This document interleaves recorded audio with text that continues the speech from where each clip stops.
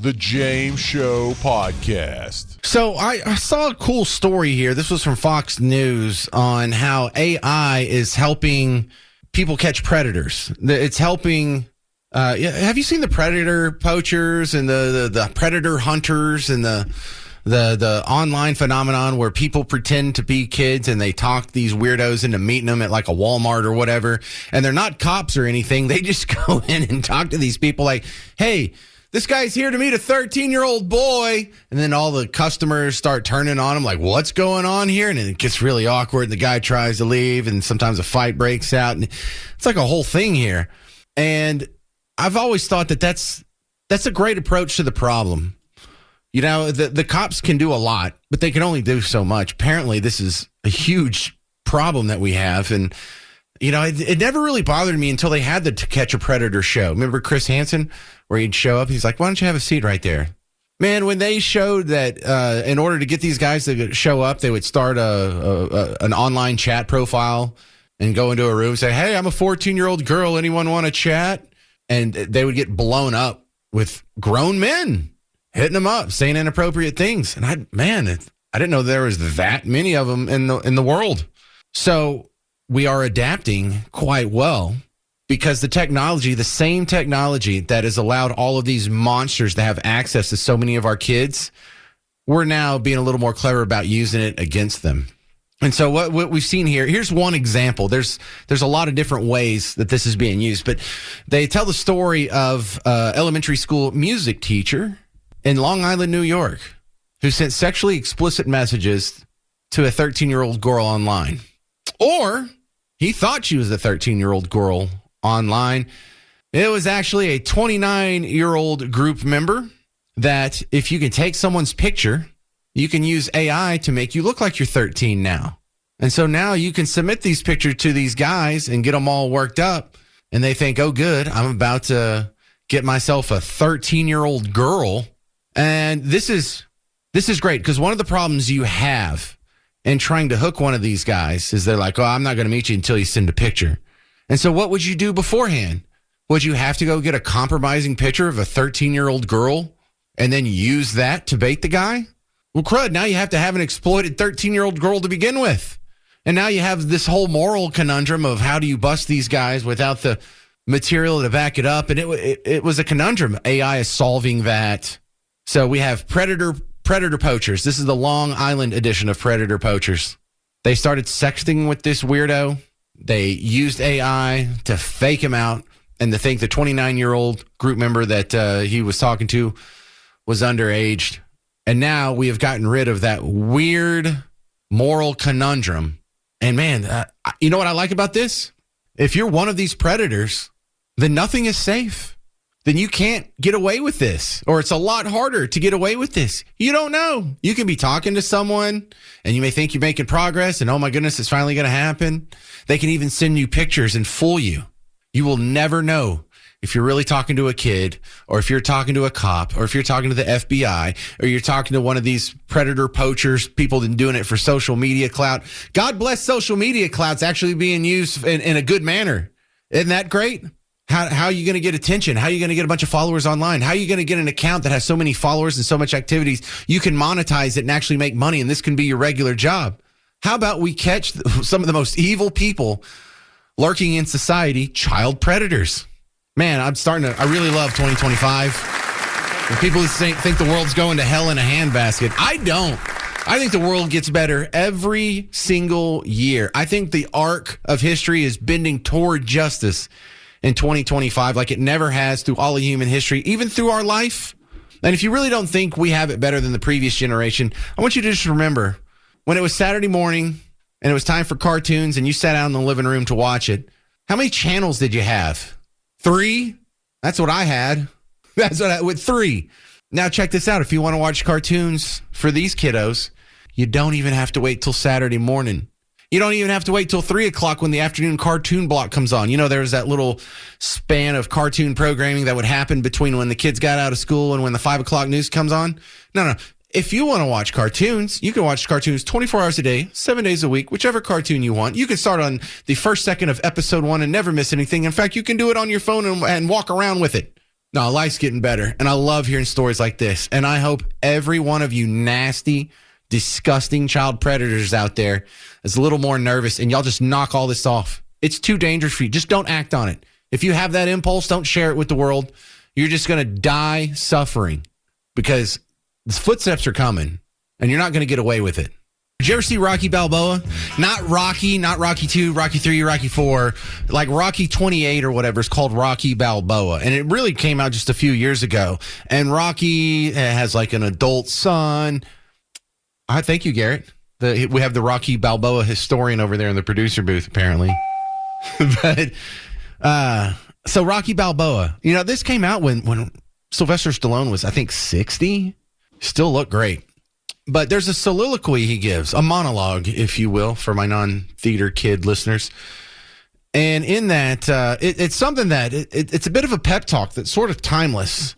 And here, let me play like the original one from Rocky Balboa. Now, since Garrett corrected me almost 20 years ago. Let me tell you something you already know. The world ain't all sunshine and rainbows. It's a very mean and nasty place, and I don't care how tough you are, it will beat you to your knees and keep you there permanently if you let it. You, me, or nobody is gonna hit as hard as life. But it ain't about how hard you hit. It's about how hard you can get hit and keep moving forward. How much you can take and keep moving forward. That's how winning is done. Now, if you know what you're worth, now go out and get what you're worth. But you got to be willing to take the hits and not pointing fingers saying you ain't where you want to be because of him or her or anybody. Cowards do that, and that ain't you. You're better than that. Oh, man. Ready to charge hell with a half-empty squirt gun after that. It's a very moving moment. And there is the viral video is Sylvester Stallone, and I don't know what brought him there. Maybe it was the 20th anniversary of Rocky Balboa or the 50th anniversary of the original Rocky. But he's in Philly, and he's at the Rocky statue, and there's not a big crowd. I don't think this was like a big press event or whatever. But you must be a real hardcore Rocky fan to even know that this was happening, much less take time out of your day to be there on the weekend, right? Well, the biggest fan in the crowd must have been this kid who looks like he's 10, 11, 12 at most. And he breaks out. There's a circle of people around the statue. There's Sylvester Stallone and one other dude there. I don't know who the other dude is, Mayor of Philly. I don't even know. But this kid comes out of the crowd and he's on fire. And he starts, metaphorically on fire, and he starts reciting that soliloquy to Sylvester Stallone. And within one line, Sylvester Stallone starts saying it with him. And you can kind of hear some other noise. That's Sylvester Stallone giving the little kid a high five, and then at the very end, giving him a big hug. And man, this will really make you feel better about the world here. Check this out. This was over the weekend. Sunshine and rainbow. It's a very don't care how tough you are. It will beat you to your knees and keep you there permanently if you let it. Me, you, or nobody can hit his hardest life. But it ain't about how hard you hit. It's about how hard you can get hit and keep moving forward. How much you can take and keep moving forward. And the winning is done. And if you know what you want, go and get what you want. But you gotta be willing to take that hit. No pointing fingers at people saying you ain't where you want to be. Because of him, or her, or anybody.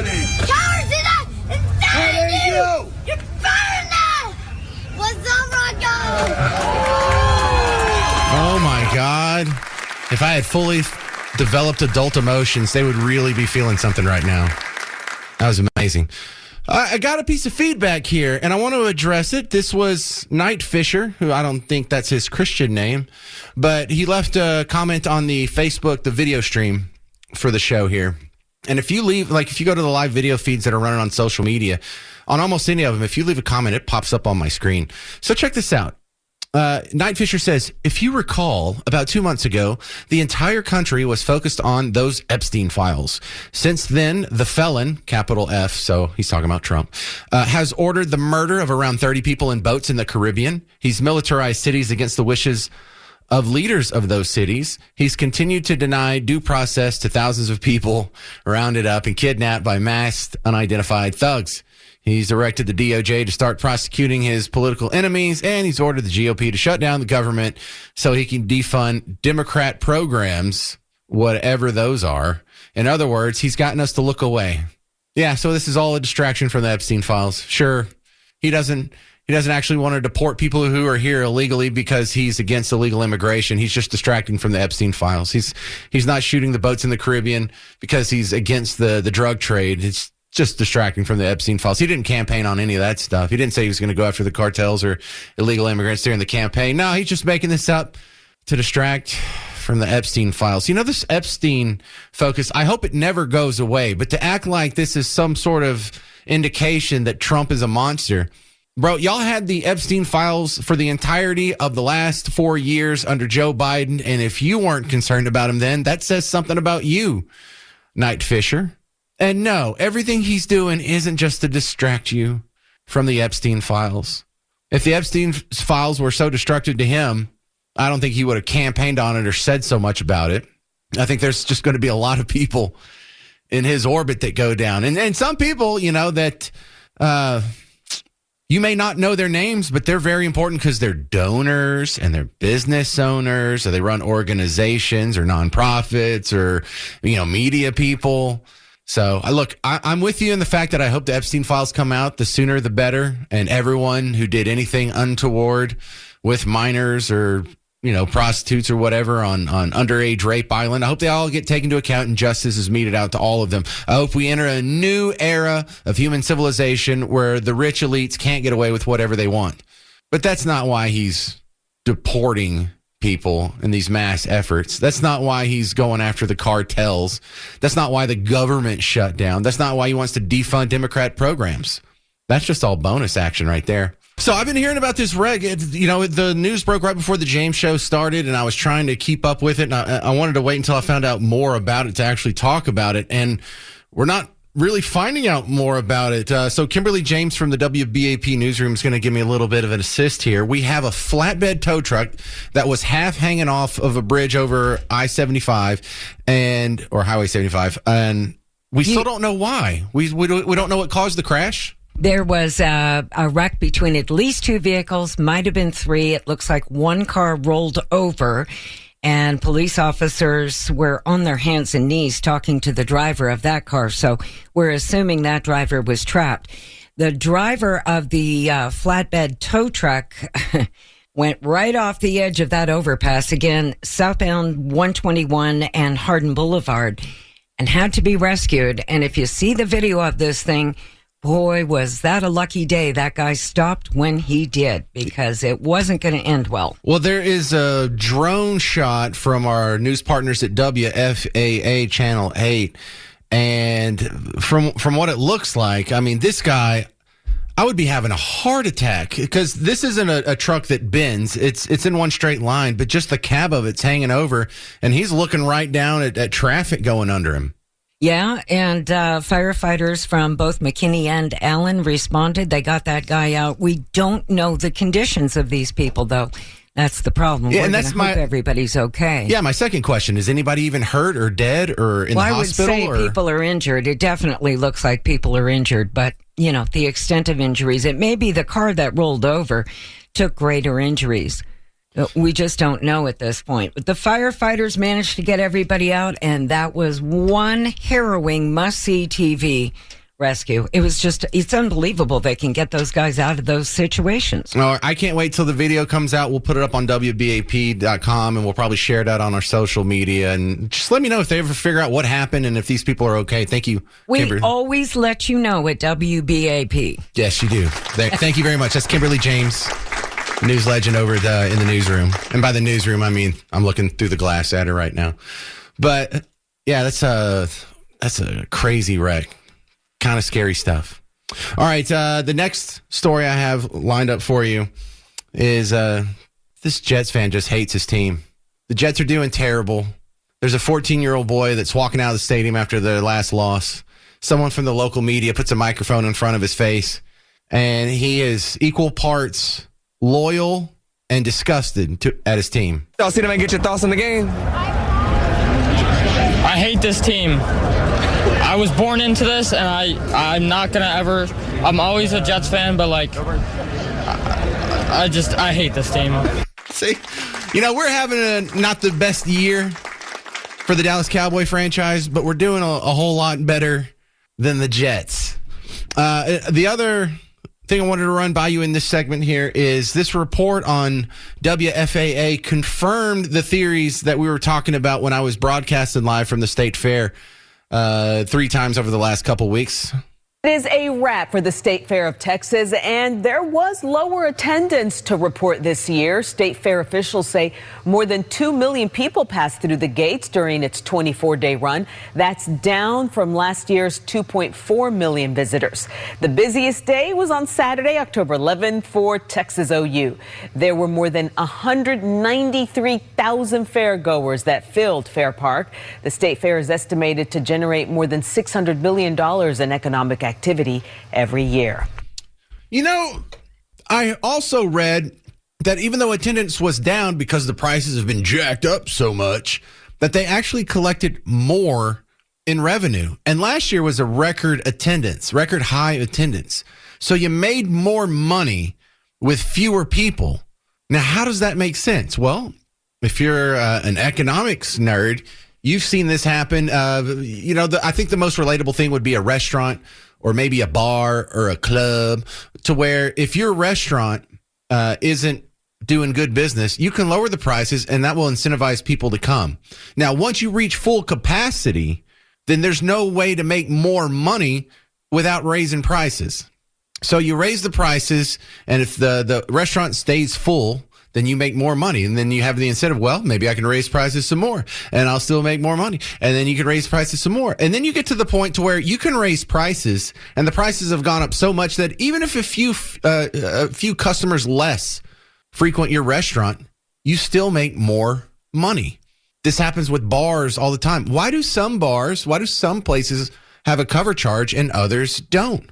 Well, the number one answer for that in the bar and club industry, the entertainment industry, is one of the reasons you put in a cover charge is to keep the wrong kind of people out. So when you have issues with security, one thing you can do, raise prices. That'll keep the lower rungs of society out. You know, the flip-flops and tank top crowd. So I don't know. I did kind of see that. I saw the crowds were maybe a little bit lighter than they were last year. I don't know. It wasn't really that noticeable to me. But if the crowd that you're bringing in is smaller but spends more, then you win. And you know what? I think that's good for the State Fair. Some people's like, well, I'm not going to go spend all that money. The prices are too high. Good. That means for those of us who do go, we'll have shorter lines. We'll have less of a crowd. We won't have to wait at when we're getting food or going on a ride or seeing an exhibit. There will be plenty of seating. They won't be running out of inventory. It'll be a nicer experience for those of us who aren't as concerned about pricing. And if you're like, well, that's not good for the little guy. Well, maybe the fair just got too big for everyone in Texas to show up. You're not going to like this next story, so don't get too excited. It's another teacher who is a little too fond of your children. What we have here is a band director, Lancaster ISD, in trouble, accused of a child sex crime. And so I got this from Texas Scorecard. He's a 39-year-old assistant band director. He was just arrested a couple weeks ago, not even 2 weeks ago. But he's been at Lancaster ISD for more than 10 years. God, that's scary. And I think you know why that's scary. This is a guy who's been at this job for 10 years with exposure to children. Probably not the best word to use. With access to children.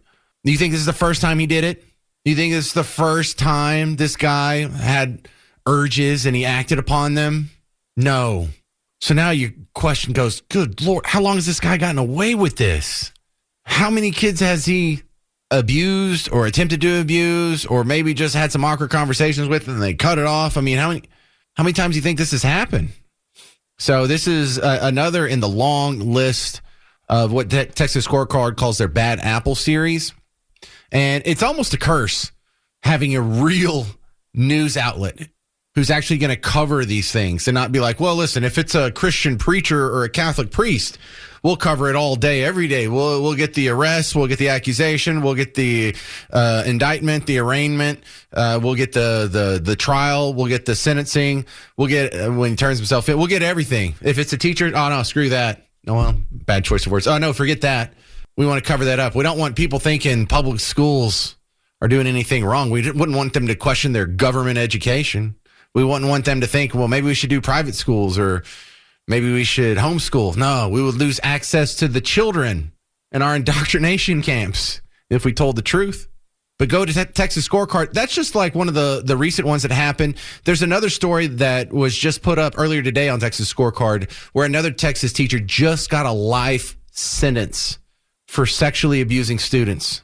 He had taught elementary school at Hayes and Austin ISDs, and he finally is going away for the rest of his life. He's only 53 years old, but he had a 20-year career with access to the children of Texas.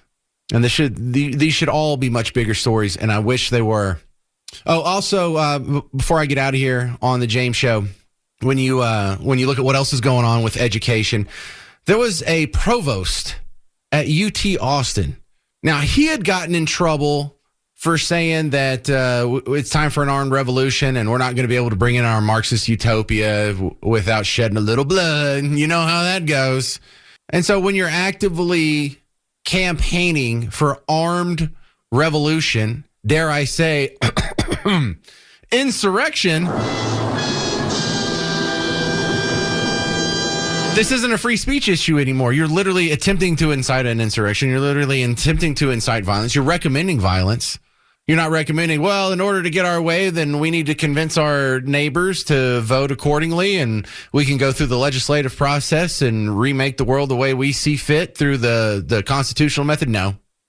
But it's being reported here, and I saw this on Dallas Express, but if you go the link back to the original Austin outlet, the headline's adorable. A provost at UT Austin is fired for ideological differences. Oh, yeah. Yeah, he had a differing opinion, that's all. We had to let him go because we're so intolerant that we can't take different opinions. Bro, this wasn't a great taste or less filling debate. This is, are you going to encourage young, impressionable students that they need to pick up a gun and start shooting at government officials? Yeah, it's not just an ideological difference. It's what the ideological difference is. And really, if there's an ideological difference, why does that sort of preclude or exempt someone from being fired from a college?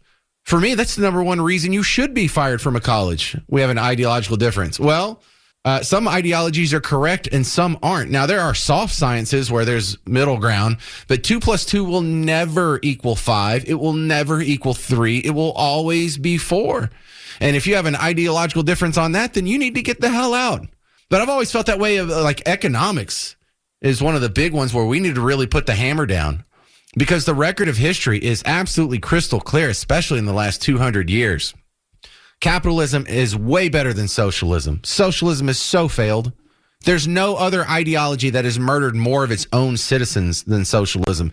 Not even religious theocrats, not even the Kim Jong whatevers in North Korea haven't killed as many of their own people as a Pol Pot, as the Soviet Union, as Mao's China, as Fidel Castro's Cuba. Basically, everywhere Marxism has been instituted as a system of statecraft has ended up terrible with the streets flowing with blood, basically. And so, if we have an ideological difference on economics, you shouldn't be teaching at college. If you're teaching the wrong economics, things that turn out to not be true, hell yeah, you should be fired. So I just thought that was so cute. A provost at UT Austin fired for ideological differences. Yeah. Well, how about we bring that up next time that you kick someone out for, I don't know, painting a swastika or being part of a group that has an ideological difference. Oh, look, they're just neo-Nazis. They just have an ideological difference. Why would you discriminate against them just for their ideological difference? Yeah. Doesn't really work that way now, does it? So you can go off, and this isn't a freedom of speech issue. No one's trying to put him in jail. No one's trying to accuse him of a crime. You can go believe, you can go be wrong somewhere else. I mean, you can be free and out of jail, but you're not going to be able to teach our kids anymore. All right, that's going to about do it for the James Show today. Thank you very much for hanging out. If you need more James Show action in the meantime, you can listen to the podcast. Also, I had mentioned earlier that Miss Parker got a ride up on the Dallas Express for her art show this weekend. Don't send me a comment about how she's hot. I'm so tired of hearing that. Like, you think it's nice, like, hey, you're getting compliments for your wife. No, you don't understand. If you're married to a beautiful woman for 15 years, it gets old. It gets, when new people meet you and they see your wife, they're like, how did you do that? What am I, Shrek? What am I? Do I look like Meatloaf? Does my face look like it caught on fire and someone put it out with a hatchet? I'm a pretty handsome fella. How do you think I got it? I have great personality. How about that? But no, go follow us on social media and you can go judge her appearance and then make fun of me accordingly. I'm James Parker. It's News Talk 820 and 93.3 FM WBAP. Hey, homeowners in Texas, listen up. You better not paint that house. And I'm not telling you because Rhino Shield's just paying me. I'm telling you because it's a mistake. We have the technology. We're beyond paint. And if you do paint again, it's going to be a mistake that you're going to have to correct in the future. So why don't you just cut that off and never have to paint your house again? James Parker here for RhinoShieldDFW.com. And listen, are you worried about the cost?